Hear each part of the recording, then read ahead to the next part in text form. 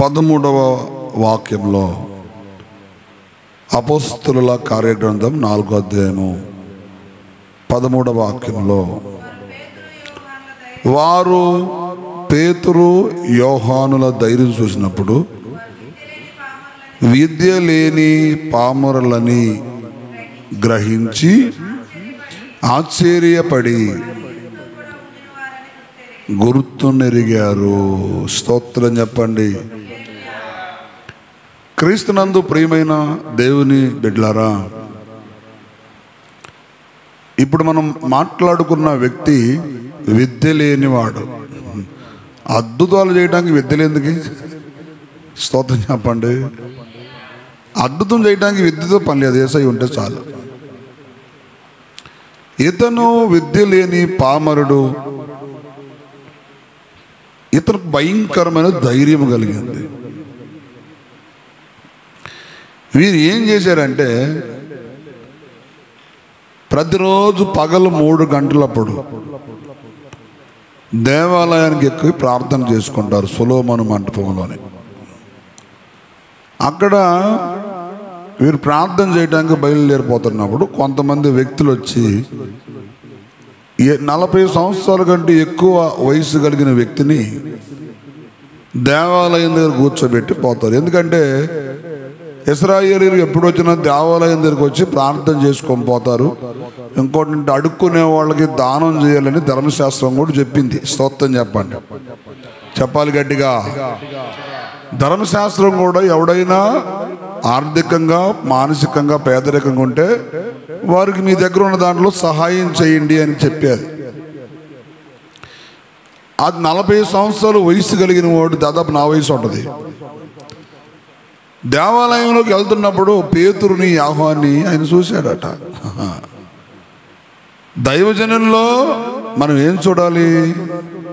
దైవత్వాన్ని చూడాలి, దైవశక్తిని చూడాలి, దైవావేశాన్ని చూడాలి, దైవము కలిగిన అద్భుతమైన మహిమ ప్రభావాన్ని చూడగలగాలి.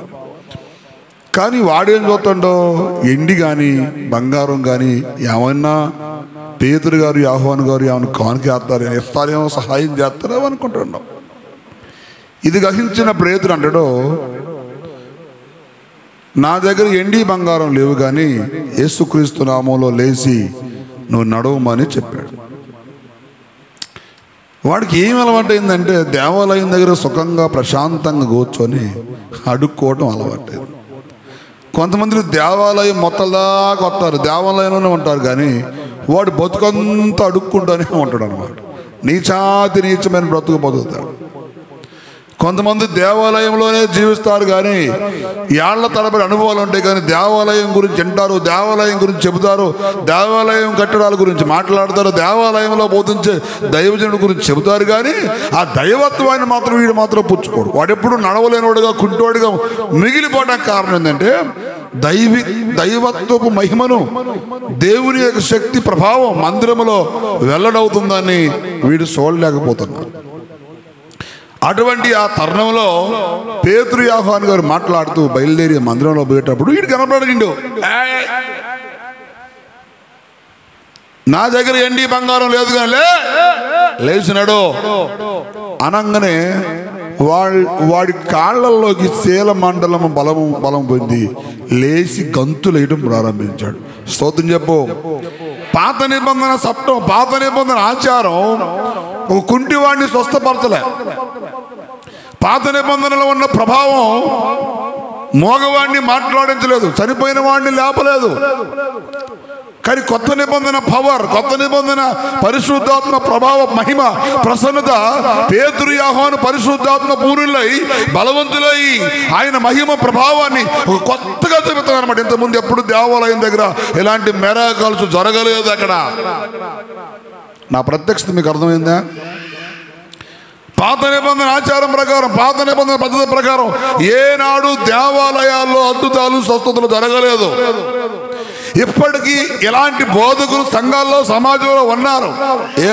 ఏమనంటే ఇదండి నాకెళ్ళండి, సంఘాలలో దేవుని సన్నిధిలో అద్భుతాలు లేవు, స్వస్థతలు లేవు, దెయ్యాలు పోవు, రోగాలు పోవు, ఇవన్నీ సమాధులలో జరుగుతాయి కానీ ఇంటికాడ జరగవనే నినాద చట్టం, పాత నిబంధన ఆచార భక్తులు ఈనాటికి కూడా ఉన్నారు. అందుకనే పేతురు యోహాను స్పష్టమైన మాట మాట్లాడతారు. మా పితరుల వలె ఎండి బంగారం పంచేవాళ్ళం కాదు. మా పితరుల వలె మా దగ్గర ఉన్న ధనాన్ని ఇచ్చేవాళ్ళం కాదు. మేము ధనం కలిగిలేవు, ఎండి కలిగిలేవు. యేసయ్య సర్వశక్తి గల దేవుని యొక్క మహిమ ప్రభావాన్ని కలిగిన వారం మేము మాటతో చెప్పేవాళ్ళం కాదు, శక్తితో నిరూపించుకునేవారు, శక్తిని ప్రపంచానికి బయలుపరుచుకునేవాళ్ళ వరే ఒక అద్భుతమైన ప్రభావాన్ని. వారి నోటి మాటలో సూపర్ న్యాచురల్ పవర్ విడుదలైంది. కుంటివాడు కాళ్ళల్లోకి చీలమడలలోకి బలం వచ్చేది. ఎంతో మంది బలహీనులు, బంధకాల్లో ఉండేవాళ్ళు, ప్రార్థనహీనులు, శక్తిహీనులు, నిరుత్సాహుల స్థితిలో పడిపోయిన వారు, వాక్యం ఎప్పటికీ ఎక్కని వాళ్ళ దగ్గరికి ఈ పరిశుద్ధాత్మ వాక్య ప్రత్యక్షత, ఈ పరిశుద్ధాత్మ యొక్క మాట విధానం ఎండిపోయిన వారిలోకి సిగురు పుట్టెత్తుంది. వారి మనోనేత్రాలు తెరవు చేసి లేవలేని వాడిని సైతం లేపి నడిపించుటకు ఆ ఆత్మ వాక్యపు వెలుగు వారిలోకి సంచరిస్తూ ఉంది. దేవుని పిల్లలారా, పాత నిబంధన వేరియేషన్లోనే వాడు ఇంకా అలాగనే కూర్చునిపోయాడు. పాత నిబంధనలో ఎప్పటికీ కూడా కుంటివాడు నడవలేదు. అందుకనే మత్తయి సువార్త 8వ అధ్యాయం మీద చదవద్దు, చూడండి. ఒక కుష్ఠరోగి వెళ్ళి యేసుక్రీస్తు ప్రభువుని, అయ్యా నీకు ఇష్టమైతే నన్ను శుద్ధిగా చేయగలవు అని అడుగుతాడు. నాకు ఇష్టమే, నువ్వు శుద్ధుడు కమ్ము. శుద్ధుడు అయిన తర్వాత ఆయన చెప్పిన మొదటి మాట ఏంటంటే, మోషే నియమించిన కానుకను నువ్వు పంపించు. రెండో మాట ఏమిందంటే, నీ వెళ్ళి నీ దేహాన్ని ప్రధాన యాజకుడికి కనపరుచుకో. ఎందుకు? ఒరే బాబు, పాతది కాదు మంది, కొత్తది.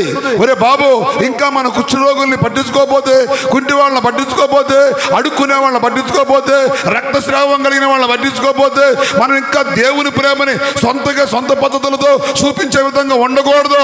నువ్వు వెళ్ళి ప్రధాన యాజకుడు చెప్పు, దేవుడు యేసు ప్రభువు భూమి మీదకి వచ్చాడు, సృష్టికర్త లోకానికి వచ్చాడు, ఆయన మహిమను క్రియ రూపంలోని అద్భుత రూపంలో, మహిమ ప్రభావ రూపంలో బయలుపరుస్తున్నాడు అని చెప్పి ప్రధాన యాజకుడితో చెప్పమంటాయి. కారణమే అది. దేవునికి మహిమ ఘనత ప్రభావాలు కలుగునుగాక. Supernatural power, supernatural శక్తి, సూపర్ నేచురల్ పవర్ పాత నిబంధనలో లేదు. అందుకనే 2వ కొరింథీ పత్రిక మీరు చదవద్దు, 3వ అధ్యాయంలో మోసే కొండ దిగొస్తున్నప్పుడు ఆయన మహిమను చూసి ప్రజలు భయపడ్డారంట.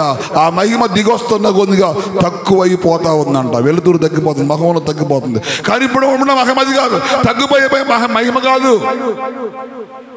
ఎక్కువైపోయే మహిమ, ప్రభావం కనపడే మహిమ. కానీ సంఘంలో ఈ ప్రభావం కనపడలా, సమాజంలో ఈ ప్రత్యక్షత కనపడలా.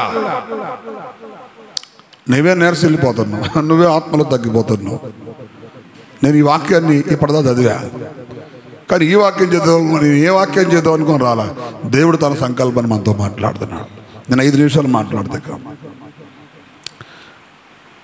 ఎప్పుడైనా ఎక్కడైనా మీరు గమనించండి, బైబిల్ పద్ధతిని దేవుడు యేసుక్రీస్తు ప్రభు వచ్చినాక మార్చేశాడు చట్టాన్ని. పాత నిబంధనలో కుంటి వాళ్ళు ఎవరు నడిపించలే,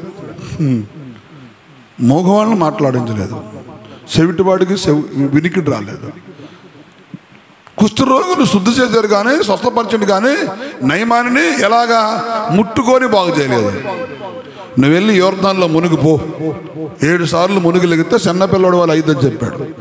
నేనేమంటే ఇప్పుడున్న దైవజనులు ఎక్కడైనా గమనించండి, ఇప్పుడు వాడు చేయలేదని, వాడి చేత కదని, వాడికి వరం లేదని దేవుడు చేయలేడు అయిపోతారా? ఏమన్నా జోయల్ గారు అయిపోతారా? నీకు చేత కాకపోతే నోరు మూసుకొని కూర్చో, విమర్శించి దేవుని తక్కువ దేమాక.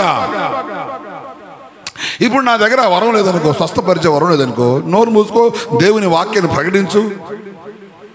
ఇప్పుడు ఏం జరిగిందంటే, యేసుక్రీస్తు ప్రభు వారు ఏం చేశారో శిష్యులకు చేసి చూపించారు. హల్లెలూయా. పాత నిబంధనలో కుష్ఠరోగం వచ్చినోడు ఊరు చివరన ఎక్కడో పెళ్ళానికి, పిల్లలకి, ఊరికి, సమాజానికి దూరంగా సమీపంగా పోయి బతకాలి. యేసు ప్రభు వారి లోకంలోకి వచ్చినాక, శరీరధారికి ఈ లోకంలోకి వచ్చినాక ఆయన ఎందుకు వెళ్ళి, అందుకని డౌట్ అడుగుతున్నాడు, అయ్యా నీకు ఇష్టం అయితే నన్ను శుద్ధిగా చేయగలవా? ఐ లవ్ యూ రే బాబు, నేను నీ కోసమే వచ్చాను. నేను ఊరు బయట ఉంచాను కదా, ధర్మశాస్త్రం ఊరు ఎలా ఏర్పడుతుంది కదా, ధర్మశాస్త్రం భార్యకి, బిడ్డలకి, కుటుంబానికి, సమాజానికి దూరంగా ఉంచింది కదా, నేను నిన్ను సమాజంలో కలుపుతా, నేను నాతో కలుపుకుంటా, నాలో ఉన్న ప్రభావాన్ని, మహిమను నిరూపించి చూపిస్తానని చెప్పి ధర్మశాస్త్రం యొక్క ఆచార చట్టాన్ని, బంధకాలని తెంచి స్వస్థత కలిపి సమాజంలో కల్పించే ఆ ప్రేమ స్వరూపుడిగా వచ్చాడు మా యేసుక్రీస్తు ప్రభువారు. అందుకని యేసు ప్రభువారు అక్కడ స్వస్థత చేస్తే ఇక్కడ దేవాలయంలో గుంటి వాడిని పేతురు యోహాను లేపి అవతల పడేశారు. దేవుని శక్తి నీకు చేత కాకపోతే నోరు మూసుకొని కూర్చో. ఆయన క్రియేటర్, యూనివర్సల్ బాస్, ప్రపంచాన్ని నిర్మాణకుడు ఆయన. నీ వల్ల కాకపోతే నోరు మూసుకొని కూర్చో. ఆయన చేస్తాడంతే. ప్రభావం నీలో నుంచి పాగిపోతే పొయ్యే వాళ్ళని పెడతాడు దేవుడు. అందుకనే దేవాలయంలో అటువంటి అద్భుతం జరగడానికి కారణం ఏంటంటే దేవుడు కొత్త నిబంధన చట్టాన్ని మార్చాడు బాబు. కొంతమంది వాక్యం వాక్యం వాక్యం అంటారు. ఎస్, వాక్యం మనిషిని పాపము నుంచి, లోకం నుంచి వేరుపరిచి పరలోక రాజ్యం తీసుకుపోవడానికి ఉపయోగపడింది. అద్భుతం మనిషిని దేవుని ఎదుగు తీసుకొచ్చింది. ఆ వచ్చిన వ్యక్తిని వాక్యం స్థానంలో తీసుకుపోయింది. వాక్యం ఎవరొద్దు అంటారు? వాక్యం లేకపోతే సంఘం ఎందుకు ఉంటుంది? వాక్యం లేకపోతే సంఘం ఎలా కట్టబడుద్ది?